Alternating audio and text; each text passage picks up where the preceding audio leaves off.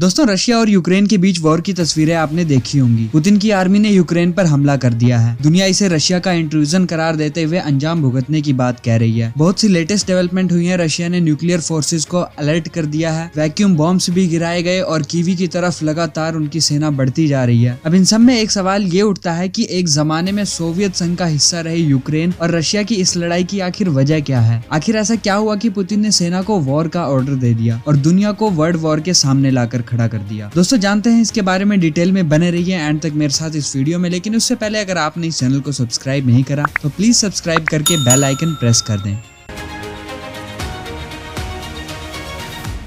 दोस्तों, अगर हजारों साल पहले का इतिहास देखें तो यूक्रेन हमेशा से ही रशियन गवर्नमेंट्स के अंडर आता रहा है। लेकिन सेकेंड वर्ल्ड वॉर खत्म होने के बाद दुनिया दो गुटों में बट गई थी। एक तरफ अमेरिका और दूसरी तरफ सोवियत संघ यानी यूएसएसआर। 25 दिसंबर 1991 को यूएसएसआर टूट गया और 15 अलग अलग स्टेट्स बने। ये 15 कंट्रीज हैं Ukraine, Armenia, Azerbaijan, Belarus, Estonia, Georgia, Kazakhstan, Kyrgyzstan, Latvia, Lithuania, Moldova, रूस, तजाकिस्तान, तुर्कमेनिस्तान और उज्बेकिस्तान। डिसोल्यूशन के बाद आजाद कंट्रीज को अपनी मान्यता मिल गई, लेकिन कई कंट्रीज के बीच आज तक डिस्प्यूट पूरी तरह से नहीं सुलझा है। यूक्रेन के सामने शुरू से ही कई बड़े चैलेंजेस रहे हैं। पहला चैलेंज ईस्टर्न और वेस्टर्न यूक्रेन के लोगों के बीच different ideologies. Second challenge east और वेस्ट में भाषा के साथ साथ पॉलिटिकल ट्रेंड्स भी दोनों इलाकों में अलग है। और थर्ड चैलेंज है सेपरेटिज्म, यानी यूक्रेन के अंदर भी बगावत की चिंगारी सुलग रही थी, बस रशिया उसी चिंगारी को आग में बदलने की कोशिश कर रहा था। 1991 के बाद से यूक्रेन में सभी गवर्नमेंट्स प्रो रशियन थी। रशिया और यूक्रेन के बीच टेंशन नवंबर 2013 में शुरू हुआ, जब यूक्रेन के तब के प्रेसिडेंट विक्टर यानुकोविच का कीव में विरोध हुआ। विक्टर एक प्रो रशियन लीडर थे और पुतिन के इशारों पर काम करते थे। वेस्टर्न यूक्रेन के लोगों में लंबे टाइम से मांग थी कि यूक्रेन भी नाटो का हिस्सा बने, लेकिन अगर यूक्रेन नाटो का हिस्सा बन जाता तो ये रशिया के लिए अच्छी बात नहीं थी। दोस्तों, नाटो 30 देशों से मिलकर बनता है और नाटो का ये रूल है कि इन 30 कंट्रीज में से अगर किसी एक पर भी अटैक होता है तो ये इन सभी 30 कंट्रीज पर अटैक माना जाएगा और ये सारी कंट्रीज मिलकर लड़ेंगी। नाटो में अमेरिका भी शामिल है और नाटो लगातार अपना एक्सपेंशन कर रही थी। नाटो के इस एक्सपेंशन के पुतिन हमेशा खिलाफ थे। ऐसे में वो यूक्रेन को नाटो के साथ कभी भी मिलने देना नहीं चाहते थे। जब नवंबर 2013 में प्रोटेस्ट चालू हुआ तो इन प्रोटेस्टर्स को यूरोपियन कंट्रीज, स्पेशली ब्रिटेन और उसके बाद अमेरिका का सपोर्ट हासिल था, जबकि यानुकोविच को पुतिन का सपोर्ट हासिल था। इस बगावत के चलते फरवरी 2014 में यूक्रेन के प्रेसिडेंट यानुकोविच को देश छोड़कर रशिया में शरण लेनी पड़ी थी। यहीं से मेन डिस्प्यूट की शुरुआत हुई। इसके बाद जो यूक्रेन के प्रेसिडेंट बने वो थे व्लादिमीर ज़ेलेंस्की, जो कि एंटी रशिया थे और जल्द से जल्द यूक्रेन को नाटो के साथ मिलाना चाहते थे। यूक्रेन में जब तख्ता पलट हुआ और पुतिन ने सोचा कि अब ये मेरे कंट्रोल में नहीं है, तो उन्होंने साउथ यूक्रेन के क्रीमिया पर कब्जा कर लिया। और उसके बाद भी बात यहाँ नहीं रुकी। रशिया ने यूक्रेन के सेपरेटिस्ट को खुला समर्थन भी दिया। जो ईस्टर्न यूक्रेन है, यहाँ पर प्रो रशियन लोग रहते हैं। यहीं पर पुतिन ने रशियन एक्सट्रीमिस्ट्स को पावरफुल बनाया और अब जाकर रशिया ने इन एरियाज को एक इंडिपेंडेंट कंट्री रिकॉग्नाइज कर दिया है। ये दो कंट्रीज हैं डोनेस्क और लुहांस्क। इसे डोनबास रीजन के नाम से भी जाना जाता है। ये वही इलाका है जहाँ पुतिन ने सबसे पहले मिलिट्री एक्शन का ऑर्डर दिया। दोस्तों, अब मेन सवाल यह है कि अभी अचानक से रशिया ने वॉर क्यों डिक्लेयर कर दिया। रशिया ने कुछ रीजन्स को पहले ही ऑक्यूपाई कर लिया था, उसके बाद सेपरेटिस्ट को वो सपोर्ट कर रहा था, लेकिन 2014 से सुलग रही है आग अब अचानक एक बड़े वॉर में कैसे बदल गई।